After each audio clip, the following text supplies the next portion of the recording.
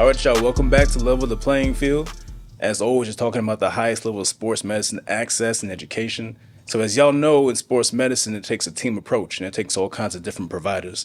So we're going to do a little round table where I have providers from all aspects of sports medicine in the field and talk about issues we have currently in health equity, return to sport, and really anything we can get into when we're talking. So I have Sherma Francis, who's a physician's associate who works in sports medicine. I have Lance Bennett, who's a doctor of physical therapy, and Markia Jones, also a doctor of physical therapy. And we're just going to chat it up. So starting with you, Sherma, can you tell us something about your background and what got you into the field that you're in? Sure. So I'm originally from the Caribbean and was always into sports and fitness. Migrated to the U.S. a few years ago, many years ago, I should say, and just pursue fitness as my background in school. And I did exercise science. Started a fitness business quite early on.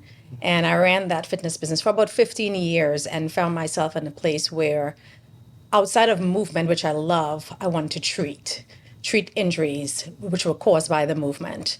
So I pursued that by going to PT school, PA school, and should I? Movement, right? To PA school, and there I realized that my orthopedic love and medicine could come together, and here I am today. Awesome. Yeah, for me, kind of same thing. Started playing football pretty early, played baseball, and then in high school, right, ran a little bit of track. So like sport had always been a really big part of my foundation and my background. Strength and conditioning, that's always a part of sport. So like that was something that I always had like a passion for and an interest in. But then once I got to college, really trying to figure out like, did I want to become a physical therapist or did I want to become an athletic trainer? At the time I was playing football for Morehouse. And so I realized that like if we're having 5 a.m. practices, well then the athletic trainer has to be there too, and we're traveling, the athletic trainer has to be there too. So like that work-life balance seemed to be a little bit crazy for me. So I was like, all right, cool, well, end up doing an internship at a PT clinic in Atlanta at the time. I was like, all right, cool, it's stable. I get to spend about 45 minutes, 50 minutes with a patient. And then you also like see them so frequently. So like by the end of that internship, I was like, all right, cool. Like I know so much about these people. I know so much about their story. And like, within this 2-month internship, like they're part of my story. I'm a part of theirs. So I was like, all right, cool. Like I think, this is something that I could do as a career. I'm not super talkative, but I can sit and talk to somebody for 40 minutes and like talk about their life, talk about their injury and like get to know them better as a person. And you realize that like you become quite a safe space for people. So like that was super important to me early on. And then, understanding that like sports is what I want to do, I really pushed forward in PT school of like as many opportunities as I could to, get into the training room or, shadow a PT or, get certain opportunities because I wanted to work in like as high level of sports as I could get. Just being a competitor, you want to get to the highest level you can. So that was really my push for getting into like sports PT and kind of like the sports med side of things. Yeah. So as previously mentioned, I also played sports from rec ball up to high school, did some intramurals in college. I played basketball, softball, also ran track. So just having that keen interest in the sports world.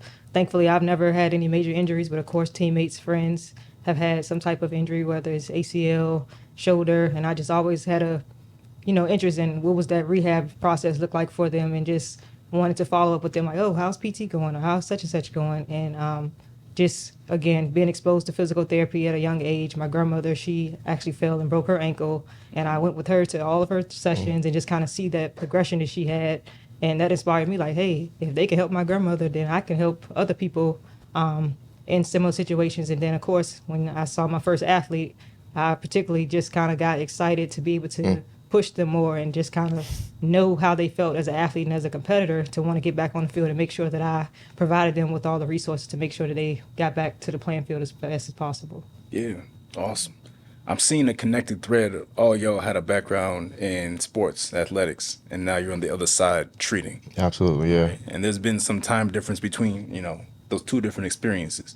What's the current state of sports health and sport? Well, let's say youth sports. What's the current state of youth sports? Things are all over the place.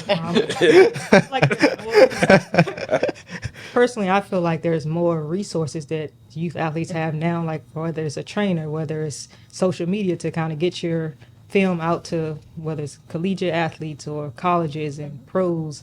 Whereas I know when I was coming up, social media, we had like MySpace. That was like a big thing. So I may be telling my age a little bit there, but just having those resources now, I feel like it's definitely been able to help athletes just kind of really up their game, level the playing field, and just make themselves more marketable as far as wherever they're trying to get into school. The resources as far as personal training, just make sure they're performing at their highest levels has definitely been instrumental in people's success now. Yeah, for sure. No, absolutely. And I would agree with that. I think that there is a level of knowledge and like wisdom that's out there now in terms of like the things that we should be doing for younger athletes versus things that we should be staying away from. I do feel like the way that the landscape is now, that it is so much volume, right? Like everything is now all year, right? Like soccer is going to be all year, baseball can be all year, football, I mean, in some capacities can be, right? Like you're going to play a long season, you're going to go to the off season, and then you spend the rest of the summer in like 7-on-7s and camps here, and you're traveling here to get recruited, and like everything now seems so like magnified. Everything seems so important. Kids are like, I got to go to this camp and this camp and this camp. And, you know, like at the same time, right, they're like battling nicks and injuries. And so it's just like, you know, where is our goal, and like what are we really trying to get to? So I think the volume and then like the early specialization is kind of crazy, where now you get young kids and they pick one sport, and that's a sport that they're going to play for the next, you know, 10 to 15 years, where I felt like when I was younger, when I was in high school, you did have guys who played football or ran track and then played baseball and then played basketball, right? And so you get to develop like so many movement skills that I feel like now kids are just like in their sport box, and that's just kind of like where they stay. There's some benefit to that, but then I think also physically, right, we can kind of lend ourselves to some overuse injuries and things like that, right, that can kind of perpetuate from a young age. So I think it's all over the place, right? Like there's some pros and there's some cons into the way things look right now. Yeah. For sure. Yeah, I agree. I remember playing sports growing up too, and I played multiple sports. I was a sprinter, I played a sport called netball, and now you see kids who they're basically streamlined into one sport and getting injured. But I must say that there's also this open air for them to allow them to go to a trainer and have, like I don't ever recall ever having a trainer in my entire time playing sports. But having a trainer, getting proper shoes, or having a team that helps carry them back and forth. So it definitely has advanced tremendously to allow kids to explore fitness or even sports a lot more than we back in the day. Absolutely, yeah, that's true. Yeah, I think there's I hear all your points. I think there's kind of a balance. So I think in one aspect of things we've seen access for some athletes increase dramatically in terms of to resources and knowledge, to your point, Lance. It's almost like this increased agency. Absolutely, yeah, that's the perfect way to put it. Yeah, and it's like, so we're in this age of like NIL and transfer portal and all that, right? And so young athletes have more access than they've ever had before, or agency, right? Control over their destiny, so to speak. Do you see that same thing happening in sports health? What do y'all think? Because to me, I see that as a deficit.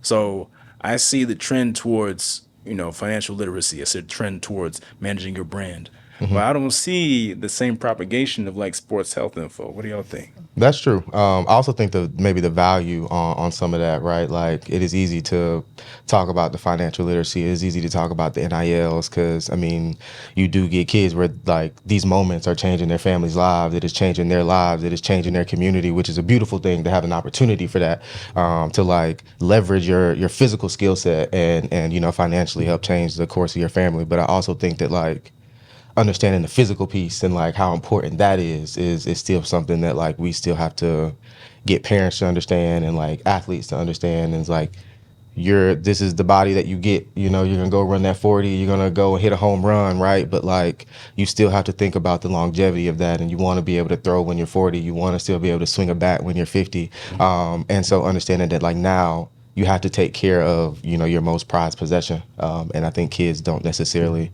understand that as much. And like parents are maybe starting to like understand that, but like the physical health and the recovery and the strength training and the PTs and the doctors and like the team that it is required is something that still needs to be highlighted quite a bit. Because I think you see kids spend money on shoes and clothes and stuff, but maybe they're not spending that money to maybe go get that sports massage that they need, or maybe go get some of those like resources that they need that could help them perform a little bit better. And so I think switching the value and like seeing what is most important going forward. Just to piggyback off of what you said, I also think that mental health has definitely been something that's coming to be a norm to talk about how you feel, especially as a kid, just with all the different things that they're going through now with social media, playing sports year round. Like your body doesn't really have time to just rest sometimes, and you can get overwhelmed, and sometimes they may not know how to express that to their family and friends. They have the pressure of, their peers, everybody's watching you. So just having that outlet, I feel like, is definitely important to advocate for your child or just for the youth in general, to make sure that they, have somebody to ask them, how you feeling today? And it's not just about sports or just about, whatever they're focused on. Like, you have time to just kind of decompress and just relax, or just get off your chest whatever it is you're feeling, and then reset, and then kind of, move forward to address whatever, sports medicine career that you're working on, or whatever sport you're working on. But just make sure mentally you're still locked in and focused, and don't lose sight of what your end goal is. Oh, for sure. Yeah. I feel like that's a huge part as for our field as well, because we all interact with these kids. And the sad part is when they come in to see you, they're coming in with their parents or someone else who's pushing them to do what, do the Absolutely, sport. yeah. And it's really nice to have some sort of communication with them, to a good feel for that child that is sitting in front of you. Because if there's a mental health issue going on, it's hard sometimes for the parent to detect that's going on, or for the child to even understand what they're feeling, to express it. So I think as a provider, it's important to often pay attention, not just to the injury, but the person that's sitting in front of you. Absolutely. The signs that they're putting forward, Hey, I can't run. Why? I'm too tired. Really? Are you too tired? Or is it just you don't want to get up and do it? I just don't want to do it anymore. Listen. Being a good listener is important for us in the health and sports world when we're dealing with kids and any athlete. That's true. Yeah, you definitely have to see the patient in front of you. I think like I see a lot of high school athletes at this point, and so I do spend a lot of time like remembering like how I felt when I was in high school, or like how I would feel if I come into a clinic and the role is reversed and I'm sitting in front of me, right? Like, how would this young athlete want to be perceived, and like what are some of the messages that they aren't saying, and like what are some of the body languages that they aren't saying? And I have a younger brother, right? He's not in high school, but he's young enough where like I can pick up on certain things and like use common language so that they can feel like they do have a safe space to like be themselves. Sometimes kids don't even have that, and so it's like the safe space to be themselves and the safe space for them to like articulate how they feel. And then reading between the lines when they can't articulate that very well, but you can kind of like feel it, So I think when you are working with high schoolers or middle schoolers, right, like there is a little bit of like, I have to see what you're seeing in some way so I can get you to understand what I'm trying to now like educate you and teach you about, right? Like you don't know much about your body. So I have to like use language and phrases and like situations that will apply to you where you can like put two and two together and you can get that light bulb moment, because I can't talk to you like I would talk to you guys, because they just aren't, right? Like they don't have the perception or the awareness or the knowledge. So you definitely have to like spend a lot of time meeting them where they are all day. All day. Oh, for sure. But that's a skill set in and of itself, right? I mean, look, we all deal with complex kind of medical health, functional movement concepts, right? And to break it down so that our community and our people can understand it, I mean, that's a skill set that's overlooked. Yeah. And that is key, really critical. Yeah, absolutely. Yeah. And I would say it transitions into things, talking about like sports equity, right, or health equity. So for me, there's a natural intersection between sports medicine and community health. And so sports does so much for the community. I mean, there's natural transition. People who have issues later in life sometimes didn't have such a good time younger playing sports, right? So you see development of things like arthritis, they can't move as well, they get other health issues. Do y'all see that same connection, and where do you think we're missing when it comes to that? I would say, just in my observation, in my field of practice, just having that presence in the community, because a lot of times people don't know what physical therapy is. Oh, you're a personal trainer. No, I'm a physical therapist. There's a difference. No disrespect to a personal trainer, but there's levels to this. And you have to be educated to know those levels, and taking time out to go into the community to educate, folks about the resources that are available, whether you have insurance. If you don't have insurance, there are ways that you can get these access to keep your body functional and that longevity to be 90 years old and still can walk a mile in your neighborhood, whether, you know, you don't have to run a 5K or 10K, but just stay immobile and keeping your body healthy. I definitely feel like you have to get out in the community so they can see who you are, know what you do, and be personable. And just, again, just allow people to be safe and feel comfortable coming to you for your services. No, for sure. Yeah, I definitely think that, you know, it all goes hand in hand. The education piece, I think, is super important. I mean, and you even mentioned it, like people do have to see you in the space, right? Like that sometimes is just enough. I can't even tell you how many times like parents or kids have come in and like, oh, you know, I thought about being a PT, or like, you know, I was interested in, you know, now I'm a little bit more interested and we can talk about it a little bit more, right? But I think educating people on like what's happening with their bodies is super important, and like breaking down certain terms or phrases, right? Like there have been moments where a patient will come in and like, hey, I have this on my MRI. I don't really know what it means, right? Let's just go ahead and like spend that 10 minutes of like, hey, look, let's just break this down. This is what this means, right? I'm gonna go on Google. I'm gonna pull up some images, right? We're gonna talk about like what structures are what, how is this impacting you, and like sometimes it's more scary when they see those things versus like what's actually happening. And you can talk a lot of people off of a ledge of like, hey, this is manageable, right? Like you can see past this, we're gonna get past this. And even as a provider, right, like give them the confidence of like, I've seen this before, I've seen this get better, and I know that you are gonna be in that subset of that population that will improve. And sometimes that's just what people need, like somebody to sit and just like educate them and like just let them ask the questions, right? Like sometimes I just make space of like, look, we're just, whatever questions you have, I'm gonna do my soft tissue, but let's just talk through this right at the same time, because a lot of it is more mental. Like they just have more questions, and WebMD is not necessarily the best place to go. Exactly, right? And so just doing what I can with the knowledge that I have to at least help them understand like just what's happening with their body, and that can be a huge asset. And so I feel like with our community, we just need to learn more about what's happening with our body, and like using phrases and language that people understand, that people can kind of digest, that doesn't seem so frightening. Right. Yeah, for sure. Sure, but you're in the clinic. I mean, you see it all the time. You come with the MRI result, trying to break it down to the patient. Yeah, I feel like when it comes to, yes, I do feel like it's important to meet the patient where they are. Also culturally, I see that a lot happening. Coming from a different background, there are words or phrases a person from another culture may use. I think it's important as providers to understand that there are different words or phrases that means the exact same thing. So when you do discuss things with them, make them feel comfortable. I can give you a good example as I am speaking about this. I remember one time I used to work in the rescue squad, and a patient came in and he said, "I'm having a fit." And everyone stood there and was like, what is he saying? Culturally, I grew up with the word fit meaning seizure, right? So I turned and I told the provider, I was like, he's having a seizure. And the patient didn't know what that was. The provider didn't know what a fit was. And being able to bridge that was important so we can treat this patient. So I think it's so important to definitely meet patients or clients where they are. So education is an important part of it. And in educating them is taking a step back and really paying attention to what their needs are. Absolutely. Lead us to an important point, which I think is the crux of the issue, is that not enough of us in the field, right, who can help, be that bridge between community and what have you. Did y'all run into any obstacles on your way up, coming through education and everything? And if so, please feel free to speak frankly.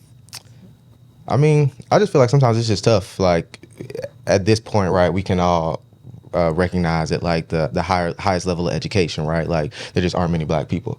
So I felt like one of the biggest things, like when I talk to kids in PT school or people who are interested, I'm just like, you do have to like grow an inner strength of like, hey, it's not gonna be a lot of you guys, and you gotta like find a small community, and you gotta make that like a large community, right? You have to make it super important. I feel like that was probably one of the biggest things. It's like I went to Morehouse, so I mean it's Black people everywhere. Right. But then I went to got my master's degree at Auburn, and so that was my first experience of like it shrinks, right? Like now I'm maybe two other Black people in the class, and now you feel like all this pressure and like you feel this like subconscious anxiety of like, man, I gotta perform. And it's only a few of us. I gotta be at the top of my game. I think that translated when I went to Duke as well, because again, it's just not too many Black people there. So finding the community and like finding strength in the community that's there, and then also like your home and your family community. So I spent a lot of time like talking to friends back at home, or like going home to Atlanta as much as I can, because you do have to find ways to like recharge and fill that cup. But I did notice like there weren't many Black PT educators that were like teaching. I don't really remember seeing a Black PT in the clinic that I've observed. And so that was also something that I thought about, was like, hey, we want to go to the highest level, then, you know, I want to be the sports performance PT that is Black, right? That other people can look up to, because there's so many other Black athletes as well. So it's just like not seeing representation as much, but then also dealing with the struggles of like you becoming that, you know, in real time. Yeah. Whenever I think about school, I think about three things. No representation, stereotypes, and unconscious bias. And I recall being, as you said, in a big classroom of students. And when I said no representation, I saw like one Black PA professor that came through, but there was also things that would be said in the class that sound quite uneducated. And these were professors that were speaking. And there were times, being a foreign person in American system who is Black, there were questions I had that came off offensive, because it didn't make sense to me that things were being said and there was no reason for it, or no explanation for it. I recall requesting to see in my dermatology class a Black person with cancer, because there was 0 pictures being shown. And my professor said, well, I can't really do that, because then you can't see it. And I said, well, that makes no sense to me, because if I have a patient in front of me, I must be able to recognize it. So your job is to find that picture and show me how best I can recognize it. And if you're saying that to me in a class full of over 100 plus students, and I'm 1 out of 2, then all of these kids are not being educated on what to look for in a Black skin. You know, and I felt like being able to stand up and say that hurt me in the long run, when I was trying to educate myself and make it better for everyone else. So there was very little representation. And then, you know, you have the stereotype. You know, I had situations where things were said in the classroom. And again, 1 out of 2, I am very forward. I put my hand up and I said, do you understand that your statement was actually incorrect? And it was a matter of our texture here. Yeah. And I'm like, and the professor looked at me like, how are you saying my statement is incorrect? And I said, well, if you understand Black hair, we need oils. You cannot wash our hair every day. And just having to stand there and explain this just hurt. It hurt because I never had to. Right. And, you know, it's just a lack of information being shared at this point in our life. I would have thought that there was a lot more out there. And we weren't still stuck in that time. Just to piggyback off of that. So for me, kind of like Lance mentioned, I went to James Madison University for undergrad and Howard for PT school. So I didn't see my first, you know, Black physical therapist until I went to Howard. Of course, you know, for us, we have to get shot on hours. All of those therapists were other ethnicities, which was fine. But it's like, sometimes you just have that safe space when you see somebody who looks like you. And I know Howard was big on educating us on that cultural competency to be able to understand, like you mentioned, you know, different verbiage against different, you know, ethnicities and things like that, to understand if somebody says fits, that means seizure. Right. To understand if somebody is Spanish speaking may be afraid to express what they're saying because they don't even know what you're saying. And making sure that you don't just talk to the interpreter, but you're talking to them too, to make them feel present in that evaluation or in that therapy session. Knowing those little things goes a long way, because they start to open up to you and just kind of feel like, okay, I'm not just another number coming through the clinic, or I'm not just another number coming through this hospital, but this person or this caregiver actually cares about me as a person in this moment, and they're not just kind of going through the motions, but just taking that extra step to address them, you know, educate yourself on how to, ask a question in Spanish, or have an Indian or somebody that speaks sign language. Like just taking that extra time to educate yourself, to allow them to educate you, or take a course on, medical Spanish or whatever it may be, to just be well diverse, to be able to best serve the community, I think is big. And like you mentioned, a lot of times people that don't look like us, they don't get it because they're not us. But we look like a bad person when we speak up for us, to make sure that statements and facts are facts and not just stipulations or stereotypes. Correct. And also not have that imposter syndrome, to be confident in our skin, to be confident in what we know when we're in a room with people that don't look like us, especially as a woman. I'm sure, men sometimes think that, oh, she's a woman, she doesn't know, or she shouldn't, do this or that. Being confident in what you know, being confident in the direction that you're going, whether you got this treatment plan planned out, but your counterpart may think is this. Well, let's look at the facts, or let's look at the research to justify like why I'm going left and you going right, and how we still can merge together and still get this patient to where they're trying to be. Right. I think that's the biggest thing, that sometimes those lines are often crossed and they don't have to be. Like we can still work together and be collective in our approach to this patient, but just understand where I'm coming from. I can hear you out, and we can all be clinicians and health professions to best serve the community. Yeah, absolutely. Absolutely, that's a good Keep point. it to facts, and not perception. Yeah. So if I bring it back to sports medicine, right, the same things y'all talking about with perception. So a 2020 study showed that athletic training staff, if showed a theoretic or a hypothetical situation, they rated Black patients who had knee injuries as having less perception of pain than other patients, right? And so that was a hypothetical situation, but that's concerning long term. Those kind of stereotypes are out there. Yeah. I think that kind of speaks to the importance of us being, part of the system to be able to interact. What do y'all think? Yeah. I think it also just helps us like ask the right questions. I mean, it is unfair, right, with that data, because then now you lend yourself to so many kids who are in pain and who are now suffering through pain, right, because their practitioner isn't really aware enough to perceive that is truly what's going on. And I think, having a little bit more like cultural awareness, right? You can sit down and ask those conversations, or have those conversations, right? And you can really ask those questions and build a lot of buy-in and trust, right, from the patient that's in front of you. Because then once you let them know to say, hey, what is going on, especially from an athlete standpoint, right? Like when I'm dealing with an athlete, most of them are going to come in and they're going to say, oh, it doesn't hurt. It's fine. I'm okay. I can go out there and play. And I really have to sit down with them and say, hey, look, like my reason for asking you this is not to prevent you from doing something, right? Like I don't want to stop you from doing something, but I do need to know that like when we are doing it, are we doing it in like the right context, right? Are we doing it in a way that I can keep you safe and you can keep going forward? And so like building that trust to say, if it hurts, let me know, right? Like I'm not judging you if it hurts, but we do have to know, because that changes what we do next, right? Do we keep moving forward with the plan that we have, or do we need to step back for your benefit and your safety, right? And so, yeah, like for a lot of the patients that come in, like you do have to sit down and have those conversations, especially with the young men that come in, right? Because we're super tough. We play football, basketball, we do this.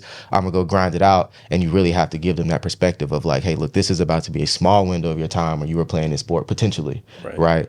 Think about all of the extra length of time that you now have to like operate within this body. How do you want that to go? Right? Like, I want you to go and win a championship. I want you to win a state title. I'm in support of you.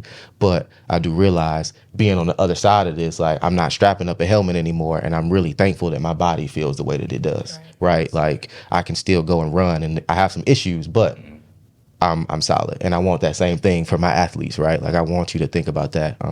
So we want to go Division I. We want to go to the league, and all of those things are great. But then we also want to make sure, as our community, as our culture, as our people, right, that like, they understand what that looks like going forward. And when the helmet or when the cleats are off or when the spikes are off, like what do we do to now maintain that health for the long haul? Yeah. Yeah, and I think just that patient advocacy, especially for the athletes, a lot of times they think, taking that medicine that they were prescribed right out of surgery, like, oh, I don't want to take it as frequently, or I don't want to take it at all. It's like, you're going to have pain. That's a part of the rehab. So the more that you follow directions as far as how often you should be taking this medication, or if you need the ice, if you need the heat, if you need to rest, do that, so that, like he said, you can continue to progress in your rehab, and you're not trying to do too much, or because you did a new exercise in therapy, now you think you can go on the basketball court and shoot 100 shots that night. Now you come back the next day and you're 10 out of 10 pain. Well, how did you get from A to Z? Like, we're still going through each step of the process. Like, you can't jump the gun. Right. And if you have a question, this is your time to ask. We're the providers here, so be okay with saying, hey, I wanted to try this. What do you feel about this? Or how do you think? Because at the end of the day, that's why we're there. Right. Like, don't just take it upon yourself like, oh, I'm going to go run around the neighborhood today because I didn't have any pain out of therapy. Right. Well, that may not be beneficial for you in the long run. So just advocating. If you feel like, I know a few times I've had patients that are athletes who weren't progressing in the time frame that I felt like they needed to progress. So I had to advocate and call the provider, call the surgeon. Hey, such and such, they're still at 100 degrees. They should be at 120 degrees as far as knee flexion. When next time you go in, can you take a look at their imaging and make sure things are healing? And there has been a case where they had to go back in and fix things, but had I not, reached out, that may have been overlooked. Right. Absolutely. So Absolutely. being, very particular and just thorough in your evaluation, each follow-up, asking those right questions, allowing the patients to have that time to ask you questions, and building that rapport with the providers. Again, it's a team effort. It's, everybody is in on this patient. So, like, being comfortable calling the surgeon. I know when I was in school and I knew I had to call, like, my first doctor for a patient, I was nervous. And thankfully, I haven't had any doctors interactions with doctors or surgeons that I felt, intimidated or less than. They were all very receptive and open to, my commentary or just my suggestions on things or just updating them, because they don't always get that, So just, again, advocating and making sure that things are going according to schedule. And when anything veers off of that long trajectory, that you're spotting that early on and not wait until they're 12 weeks out and then have to tell them, like, oh, you may have to get another surgery, when that could have been caught in week 2. Absolutely. I think Timing it's is important to everything. build community Yes. when it comes to treating a patient. Just with community, it helps the patient who's unaware feel aware, because at every point there's someone looking out for them. That is true. Yeah. I've definitely seen that with a lot of people that come to the gym of like, hey, look, I know Dr. O, like, I know Sherman, I know a lot of the people that are now going to be involved in your care. So, like, let's all communicate, right? If you're having an issue, let me know so we can now get to the proper channels as quickly as possible, right? We wait too long, we're doing you a disservice, and it's just not the best outcome, right? But if we can catch stuff early, then that's always going to be moving the needle forward, even though it may be like uncomfortable, or, like the athlete may feel like, oh man, this may set me back, but it is always in their best interests, at every step of the way. Yeah. Yeah, I agree. I think from our side, where we have times where we have patients in PT, and a PT reach out and say, hey, Sherma, I can't get this going. This patient's knee is not, it's still in flexion, blah, blah, blah. And I'm like, well, knowing the person's personality, I can be like, let's remove the brace now. Let's do this now. Absolutely. 'Cause I think their fear is hindering them from moving forward. But we're connecting by both of us talking about the patient that we both know. Exactly. So always, again, the patient is unaware. They're fearful they had an ACL done, big surgery, not a athlete, but at the same time, this was a big deal for that patient. Absolutely. Yeah. And they're fearful of movement. Yeah. And you're like, okay, just having that communication with the other provider on the patient's behalf is so helpful, even for us. Oh, for Yeah. sure. It's huge for Yeah. us. Yeah, people don't realize this whole thing is a team sport. Yeah. Just like the athletes we take care of. I mean, there's different parts. Everybody has their role on the team. There's surgeon, there's physician's associate, there's physical therapist, athletic trainer, personal trainer, Absolutely. mental health provider in an ideal situation, to your point. I mean, the list goes on. So, I mean, getting somebody back in the game, back to sport, is really a multidisciplinary thing. Or it has to be. Always. Yeah, man. It's crazy when people don't think that, though. And, like, people sit in their silos and they just do their one thing. And it's like, you got to communicate with an entire team, because there's so many other eyes. You're not going to be able to catch everything by yourself. And it is crazy for you to assume that, right? But, like, everybody's going to need some help. And I feel like usually when everybody's communicating, then you do get the highest level of success and outcome. Yeah. Yeah, the silos are deadly. Yeah. Absolutely. You can die there in your little silo. So, yeah. Sometimes, from my standpoint, you'll get these people who have this mindset of, well, he's the surgeon, so it's whatever they say, the surgeon and the doctor and da da da. It doesn't work. It doesn't work. You have to almost dissuade them of that notion Like, I'm just a part of the process. Yeah. Really, I'm the smallest part of the process. I do my thing for an hour and a half, 2 hours. Got it. But you're going to go see, you're going to be seeing Sherma after surgery more than you get to see me. You're going to see physical therapy Yeah. for months on end. Like, it's so many other people involved, right? They don't Exactly. understand the pieces. They don't understand that I can't do the surgery without Sherma. Sherma's my right hand, y'all. You don't understand. And she's not there.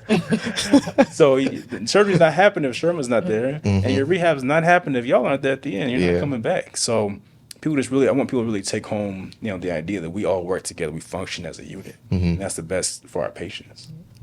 Yeah. We can't get there without each other, Yeah. for sure, which is huge. Gotta do it. So what do you think is next, man, when we're trying to elevate the community for sports? Where do we need to go next to increase equity in sports health? That's a good question.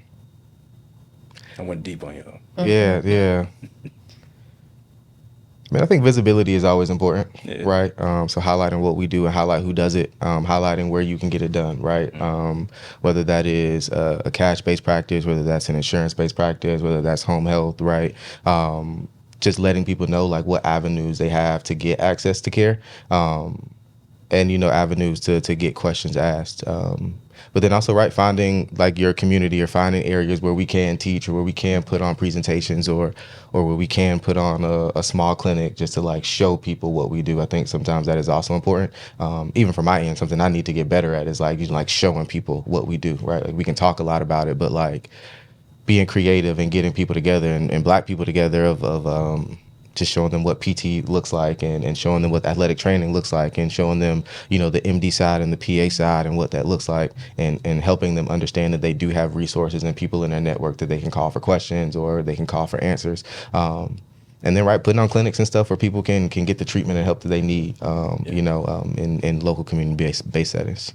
For sure. Yeah. And just also making sure that they're educated and not looking at WebMD, make sure that they have, credible sources that they're relying on. Again, social media is such a big thing for as the youth and athletes right now. So just making sure that if you're going to go on a social media website, that it's a credible source to get the right information so that you are educated correctly and don't have, false information, I think is big too. I agree. I think to sum it all up, just being present. Being present could be anywhere. You can be in the community, which is really important because you have to see you to trust you, right? Social media, we need to be all over social media because that's the thing. Yeah. To get the youth now, you have to be on social media, so you have to be out there so they can see you, as well as just churches or groups and networking, getting to know people who are around you and what they do.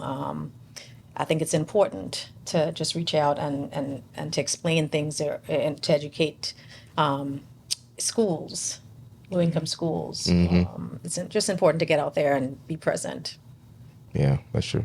Instagram is a crazy place. It's a crazy place, man. Yeah. Kids come to me all the time, like, "Oh, what do you think about this? What do you think about that?" And I'm just like, that's not helping you get where you want to go. Like, that's not functional. That's not even sport specific. Like, there's so many variables on why this person is on Instagram doing this. And like, I'm glad that you're asking, and I'm glad that I'm here to let you know, hey, just stay away from that one, right? Like, these 3 exercises can be helpful for somebody, but this is not necessarily, like what you should be looking into. And you don't need this supplement, and you don't need to try the next best thing. Like supplements, though. Yeah, you know what I mean? Like, you're fine. You don't even sleep 8 hours a day. And you want to talk about supplements. Like, let's back it up. Like, let's get to the foundation of like some of these things, right? Like, you aren't eating well, right? Not even from a financial standpoint, right? But like, just getting the veggies that you need, or like, the mixed fruit and the color and the diet, right? Like, y'all going to Chick-fil-A every day, and you want to talk about protein supplements, or you know what I mean? Like, you're getting a Wendy's 4 for $4 and you're going to Cookout, but you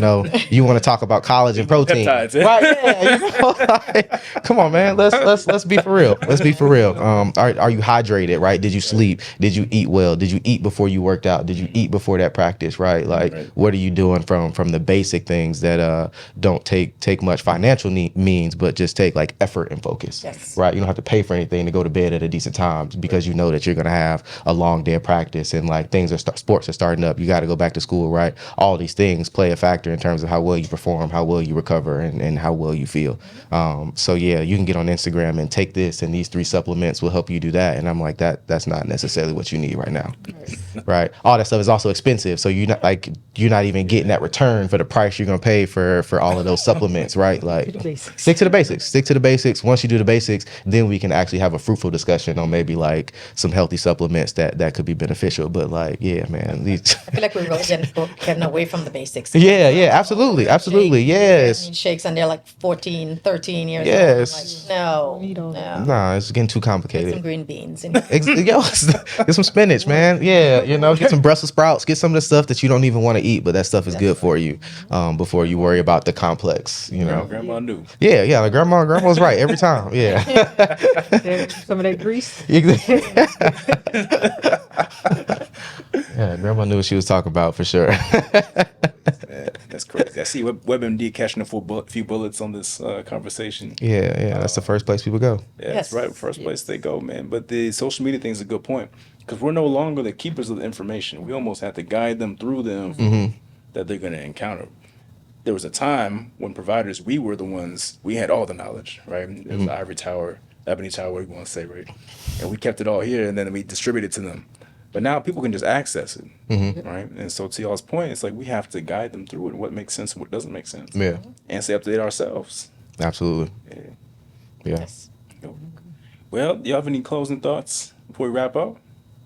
I definitely think that, having platforms like this is very important, especially for this day and age, to have something that you can, again, have a reputable and credible source and clinicians that can, educate folks that will look at this to, again, have that safe space to look at people that look like them that are interested in our respective fields. I definitely think things like this are very important.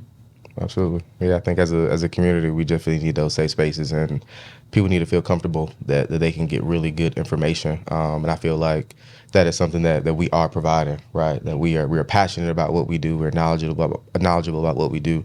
And then we also have a passion to like push that forward and get that out there, right? Like we're not necessarily trying to keep it all to ourselves because that doesn't necessarily get anyone anywhere. But I think, platforms like this and us just building a community to get as many providers and clinicians together can kind of just help the community at large. Yeah. I agree. I don't think it, not only the community, I think it helps us as well. Helps us grow and feel comfortable in our skin, as you said earlier on. So we are better for them. That's awesome. Well, this is by no means the end of the conversation, the end of today's session, but this is the beginning. Yeah, absolutely. So I appreciate y'all taking time out of your evening to come join us. Yeah, man. Thanks for the invite. Yeah, this was great. Yeah. Just getting started. So look, we'll catch y'all next time. Make sure you like and subscribe, level the playing field, and we'll keep on growing together. Take care.